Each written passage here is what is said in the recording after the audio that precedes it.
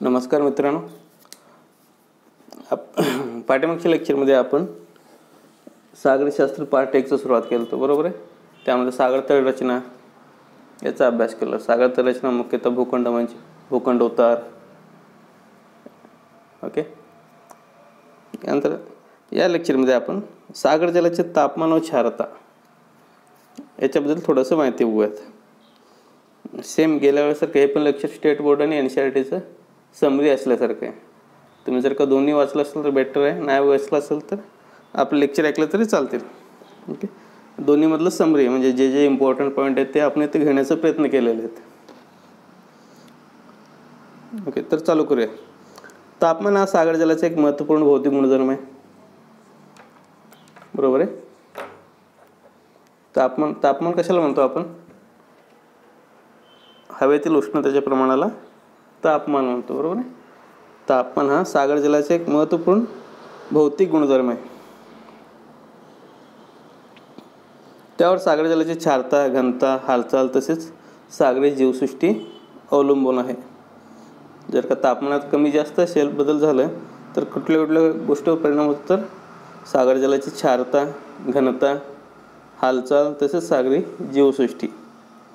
सागर जलाचा तापमानाचा मुख्य स्रोत सूर्यापासून मिळणारी उष्णता आहे, बरोबर आहे. पृथ्वीवर जेवढे काय सजीव निर्जीव असतात त्या सगळ्यांचं ऊर्जेचं स्रोत काय, तर सूर्यापासून मिळालेली उष्णता हे सगळ्यांचे मुख्य स्रोत आहेत उष्णतेचे. सागरपृष्ठावर तापमान सर्वत्र सारखं नसतं. जसं भूमीवर सर्वत्र सारखं नसतं, म्हणजे आपण जसं का विषुववृत्तापासून दक्षिण ध्रुवाकडे किंवा उत्तर ध्रुवाकडे आपण पृथ्वीवर 3 पट्टे पाडले आहेत, तसेच सागर जलावरती पण तापमान सर्वत्र सारखं नसतं. त्यास अनेक घटक कारणीभूत असतात. यामध्ये मुख्यतः कुठले घटक आहेत, तर अक्षांशानुसार मिळणारे सौर ऊर्जा आणि दुसरे ते सागरी प्रवाह, हे 2 मुख्य घटक जे की सागरी तापमानावर परिणाम करतात. पहिला ते म्हणजे अक्षांश, म्हणजे हा महासागर कुठल्या अक्षांशावरती आहे, आणि दुसरं आहे ते सागरी प्रवाह, म्हणजे तिथनं कुठलं सागरी प्रवाह वाहत आहे का, उष्ण प्रवाह वाहत आहे का, शीत प्रवाह वाहत आहे, यावरून सागर जलाचं तापमान फरक पडतो. ओके. हा NCERT मधला पार्ट आहे. Factors affecting temperature distribution in the ocean water. First one is latitude म्हणजे अक्षांश. दुसरा ते unequal distribution of land and water. Okay, म्हणजे जमीन व पाण्याची असमान वितरण. तिसरं आहे ते प्रिव्हेलिंग विंड्स, ग्रही वारे. त्यानंतर चौथा आहे ते ओशन करंट म्हणजे सागरी प्रवाह. बरोबर आहे. आपल्या NCERTमध्ये 4 घटक दिलेत. कुठले? लॅटिट्यूड म्हणजे अक्षांश, unequal distribution of land and water, prevailing winds and ocean currents. त्यानंतर पुढचं पार्ट आहे सागर जलाचे जे काय तापमान आहे ते आपण 2 प्रकारे सांगू शकतो. एक आहे ते क्षितिज समांतर वितरण आणि दुसरं आहे ते ऊर्ध्व वितरण. ओके. पहिला सांगूया ते क्षितिज समांतर वितरण कसं आहे ते. सागराचे पृष्ठभागाचे तापमान अक्षांशानुसार फरक पडतो. या सागर जलाच्या तापमानाचे क्षितिज समांतर वितरण असे म्हणतात. जसं आपण पृथ्वीवरती उष्णपट्टा, शीतपट्टा, समशीतोष्ण पट्टा असतात, त्याचप्रमाणे सागराच्या पृष्ठभागाचे तापमान बदलत जातं अक्षांशानुसार, बरोबर आहे. जर का आपण उत्तर ध्रुवाकडे किंवा दक्षिण ध्रुवाकडे बघितलं तर तिथं तापमान एकदम 0 डिग्रीपर्यंत असतं. आणि ते जर का आपण विषुववृत्तावर बघितलं तिथं तापमान जास्त असतो. त्याला काय म्हणतो, तापमानाचे क्षितिज समांतर वितरण. सागरपृष्ठावर जास्तीत जास्त तापमान विषुववृत्तीय प्रदेशात असून ते सुमारे 30 डिग्री इतके असते, बरोबर आहे. त्यानंतर विषुववृत्तापासून दोन्ही ध्रुवीय प्रदेशाकडे सागर जलाच्या पृष्ठभागाचे तापमान कमी होत जातो. दोन्ही गोलार्धात 30 ते 40 अक्षवृत्त दरम्यानच्या प्रदेशात सागरपृष्ठाचे तापमान सुमारे 15 ते 20 डिग्री सेल्सिअस असते. तर 50 डिग्री ते 60 डिग्री अक्षवृत्त दरम्यान ते 8 डिग्री सेल्सिअसपर्यंत आढळते. तर ध्रुवीय प्रदेशात सागरपृष्ठाचे तापमान गोठण बिंदू खाली असते, म्हणजे 0च्या खाली असतं.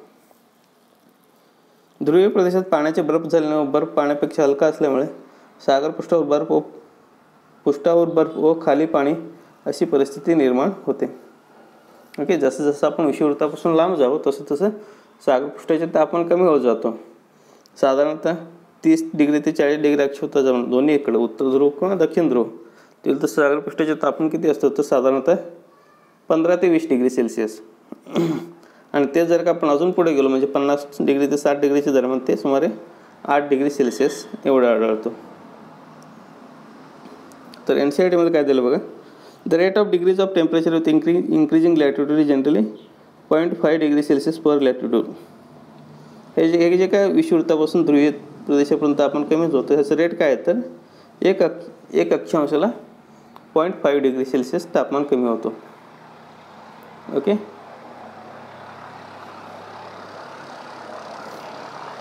जर का आपण विषुववृत्तापासून 30 डिग्री अक्षवृत्तावर गेलो म्हणजे जर का विषुववृत्तावर तापमान जर का 30 असेल तर 30 डिग्री अक्षवृत्तावर तापमान 15ने कमी होईल. बरोबर आहे. पर लॅटिट्यूड म्हणजे प्रत्येक अक्षांशाला 0.5 डिग्री सेल्सिअस टेम्परेचर कमी होत जाते. त्याचप्रमाणे 22 डिग्री सेल्सिअस कुठं असतं तर 20 डिग्री अक्षवृत्तावर.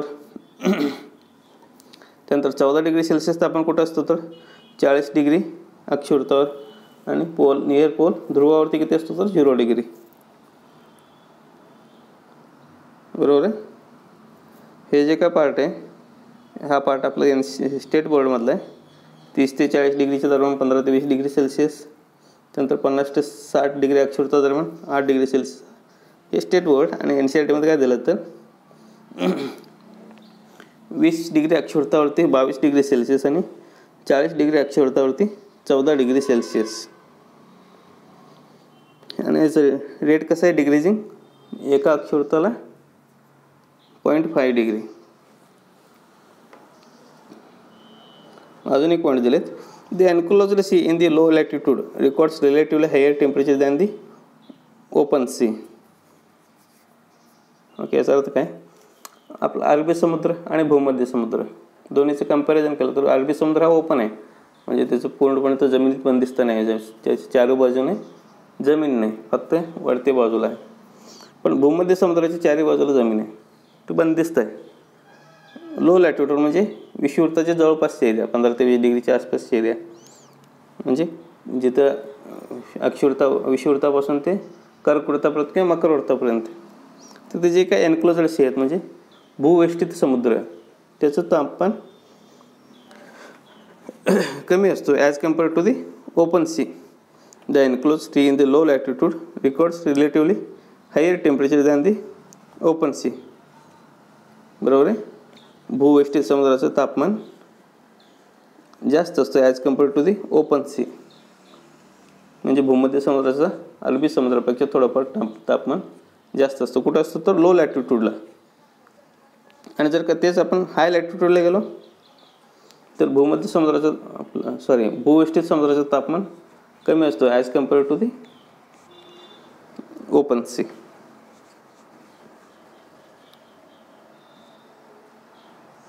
ओके. अजून एकदा समजून घ्या. The enclosed sea in the low latitude records relatively higher temperature than the open sea whereas the enclosed sea in the higher latitudes have lower temperature than the open sea. Okay. तर आपण पुढचं पाठवू. हा महासागराचा समताप रेषा आहेत जिथे समान तापमान असलेल्या रेषा आहेत. आपलं साधारणतः दिसतोय तर विषुववृत्ताच्या जवळपास 30 डिग्री सेल्सिअस समताप रेषा आहे. त्याच्यानंतर 25 डिग्री 20 डिग्री 15 डिग्री 10 डिग्री आणि जसं जसं ध्रुवाकडे येतो तसं तसं 0 डिग्रीचं समताप रेषा दिसतो. म्हणजे विषुववृत्तापासून ध्रुवाकडे तापमान कमी होत गेलेलं आहे. इथं आपण फक्त सागर जलाचं तापमान बघतो. आपण इथे खंडावरचं टेम्परेचर बघत नाही. त्यानंतर दुसरं आहे ते सागर जलाच्या तापमानाच्या खोलीनुसार वितरण. पहिलं काय बघितलं तर आपण क्षितिज समांतर. आता खोलीनुसार वितरण. सागरपृष्ठापासून सागर तळाकडे जाताना तापमानात भिन्नता आढळते. ओके. जसं जसं आपण सागरपृष्ठापासून सागराच्या तळाकडे जातो तसं तसं तापमानात भिन्नता आढळते. सागराचा तळ आपला ऑन ॲव्हरेज 3000 ते 6000 मीटरपर्यंत असतो सागराची खोली. बरोबर आहे. कारण जसे जसे खाली जावे तसे तसे पाण्यात शिरणाऱ्या सौर ऊर्जेची तीव्रता कमी होत जाते. त्यामुळे वाढत्या खोलीनुसार सागर जलाचे तापमान कमी होते. समुद्रसपाटीपासून 200 मीटर खोलीवर ते 15 डिग्री सेल्सिअस असते. म्हणजे सागरपृष्ठापासून ते 200 मीटर खोलीपर्यंत साधारणतः किती डिग्री असतो तर 15 डिग्री सेल्सिअस असतो. जसं जसं जास्त जाऊ त्याच्या पुढे टेम्परेचर 4 डिग्री सेल्सिअस होत जातो. ओके, 1000 मीटर आणि त्याच्या पुढचे जे काय असतील ते टेम्परेचर किती असतं तर 4 डिग्री सेल्सिअस. इवन डोह करतात जे की 10,000 किंवा 11,000 मीटर खोल आहे तिथं पण 4 डिग्री सेल्सिअस इतकंच टेम्परेचर असतो. ओके, NCERT मध्ये एक पॉईंट आहे थर्मोक्लाइन. थर्मोक्लाइन म्हणजे काय असतं तर इथं जे काय आपलं डायग्राममध्ये दिसतं आहे thermocline, rapid decrease in temperature with increasing height is known as that layer is known as thermocline. बरोबर आहे. इथं काय होतं तर इथं एकदम टेम्परेचर कमी होत जातो त्याला काय म्हणतात तर थर्मोक्लाइन लेअर. म्हणजे आपण NCERT मध्ये सागराच्या खोलीनुसार 3 लेअर दिले आहेत. एक आहे ते पहिला लेअर आहे ते 500 मीटरपर्यंत, दुसरा आहे ते 500 ते 1000 मीटरपर्यंत, तिसरा आहे ते 1000 मीटर आणि त्याच्या खालचा. पहिला 500 मीटरपर्यंत 15 डिग्री सेल्सिअसपर्यंत टेम्परेचर असतो. ओके, 20 ते 25 डिग्रीपर्यंत असतो. त्यानंतर 500 ते 1000 हे जे काय सेकंड लेअर आहे याला म्हणतात थर्मोक्लाइन लेअर. इथं एकदम रॅपिडली टेम्परेचर डिग्रीज होतो. म्हणजे 20 डिग्रीपासून ते एकदम 4 डिग्री येतो टेम्परेचर. त्याचं जाडी किती असतं तर 500 ते 1000 मीटर. हे सागरपृष्ठापासून ते खोलीपर्यंत हे 3 लेअर केलेले आहेत. फर्स्ट लेअर, सेकंड लेअर आणि थर्ड लेअर. फर्स्ट लेअर कितीपर्यंत 500 metre, second layer 500 to 1000, third layer below 1000 metre. Second layer काय म्हणतात तर thermocline because there is a rapid decrease in the temperature. त्यानंतर पुढचं आहे ते हे झालं टेम्परेचर बाबतीत. बरोबर आहे. जसं जसं आपण उष्णतापासून ध्रुवाकडे टेम्परेचर कमी होतं. साधारण आहे टेम्परेचरमध्ये, एवढं काय आपल्याला जास्त लक्ष द्यायची गरज नाही. पुढचं ते सागर जलाची क्षारता. टेम्परेचर आणि क्षारता एकमेकाशी खूप रिलेटेड आहेत. बरोबर आहे. जिथं टेम्परेचर जास्त असतं तिथं क्षारता जास्त असते. कारण जास्त टेम्परेचर असल्यामुळे पाण्याचं बाष्पीभवन होतो. ओके, त्यामुळे पाण्याचं बाष्पीभवन जास्त झाल्यामुळं तिथे क्षाराचं संचयन जास्त होतं.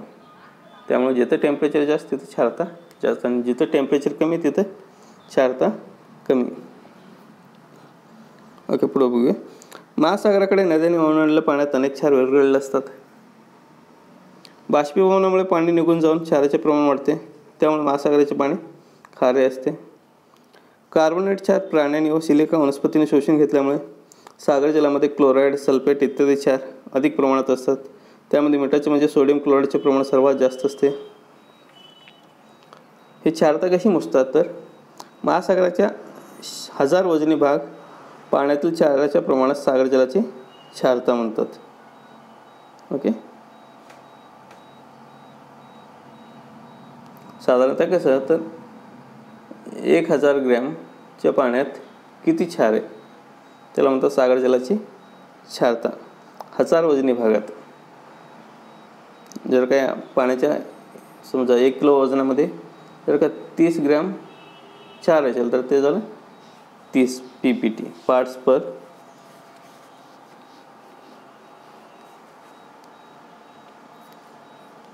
सागर जलाची क्षारता दर हजारात सांगतात. ते साधारणतः असे लिहितात. ओके, हे सागर जलाची क्षारता. तुम्ही त्याला युनिट पण म्हणू शकता साधारणतः. सागर जलाची सरासरी क्षारता 1035 असते आणि ते 35 असे लिहितात.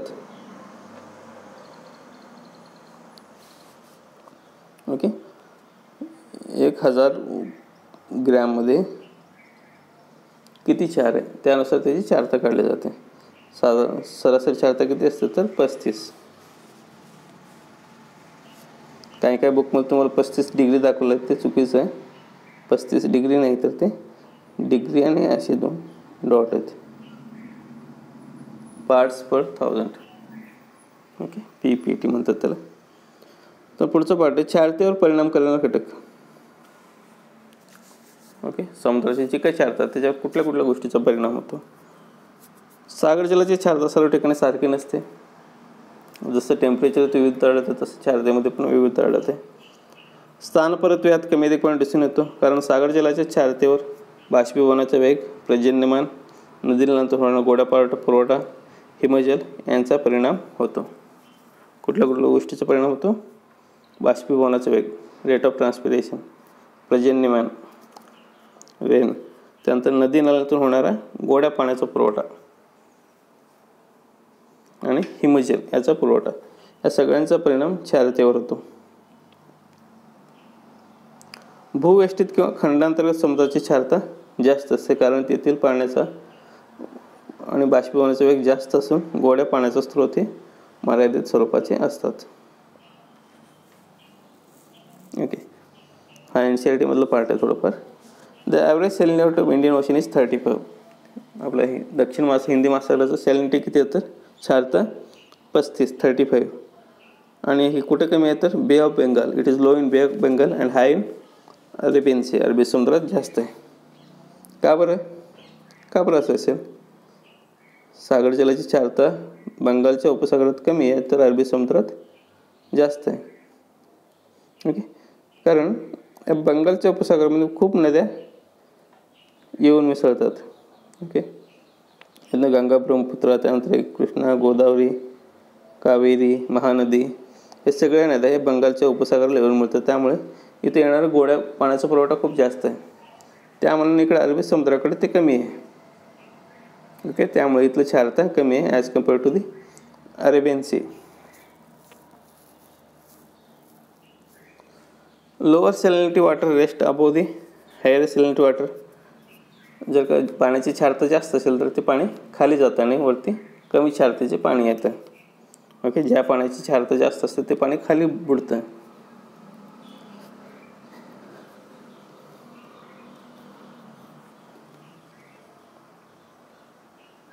त्यानंतर हे आपलं काही काही ठिकाणची क्षारता दिलेली आहेत बघूया. विषुववृत्तीय भागात 0 ते 15 डिग्री अक्षांशा दरम्यान किती क्षारता असतात तर 34 पार्ट्स पर 1000. ओके, विषुववृत्तीय प्रदेश म्हणजे 1 ते 15 डिग्री अक्षांशा दरम्यान 34 असते. तेच 15 ते 35 डिग्री दरम्यान 37 असते. त्यानंतर 35 ते 65 दरम्यान 33 आणि 65च्या पुढं 31. ओके, सगळ्यात कमी क्षारता कुठं असतं? ध्रुवीय भागात. बरोबर आहे, तिथं टेम्परेचर कमी असतो त्यामुळे तिथे क्षारता कमी असते. आणि सगळ्यात जास्त क्षारता कुठं असायला पाहिजे तर विषुववृत्तीय भागात. पण ॲक्च्युअलमध्ये कुठं येतं ते उष्णपट्ट्यात 15 डिग्री ते 35 डिग्री दरम्यान. असं का? कारण हे जे काय कारण दिलं, सौर ऊर्जा, पर्जन्यमान आणि नदीजल, हे विषुववृत्तीय भागात सौर ऊर्जा जास्त असते. बरोबर आहे, पण तिथे पर्जन्यमान दररोज दुपारनंतर तिथे पाऊस पडतो त्यामुळे तिथं होणारा गोड्या पाण्याचा पुरवठा जास्त आहे ॲज कम्पेअर टू इथं उष्णपट्ट्यापेक्षा. आणि त्यामुळे नदीजल तिथे जास्त आहे. त्यामुळं विषुववृत्तीय भागात क्षारता थोडीशी कमी आहे ॲज कम्पेअर टू दी उष्ण कटिबंधापेक्षा. त्यानंतर हे 15 ते 35मध्ये सौर ऊर्जा मध्यम असते, पण पर्जन्यमान हंगामी असतो आणि नदीजल कमी आहे त्यामुळे ते क्षारता जास्त आहे. तेच समशीतोष्ण पट्ट्यात सौर ऊर्जा कमी असते, पर्जन्यमान हंगामी आणि नदीजल मध्यम, त्यामुळे इथे कमी आहे 33. आणि ध्रुवीय प्रदेशात सौर ऊर्जा अत्यंत कमी असते कारण तिथं सूर्यकिरण अति तिरपे पडतात.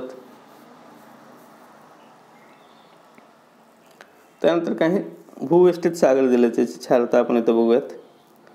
पहिला ते भूमध्य समुद्र, याची क्षारता 39. त्यानंतर तांबडा समुद्र 41. सगळ्यात कमी कुठलं तर बाल्टिक समुद्र 7%, फक्त 7 आहे. मृत समुद्र सर्वात जास्त 332 आहे. त्यानंतर कॅस्पियन समुद्र 115 आणि 6वा आहे ते ग्रेट सॉल्ट लेक 220.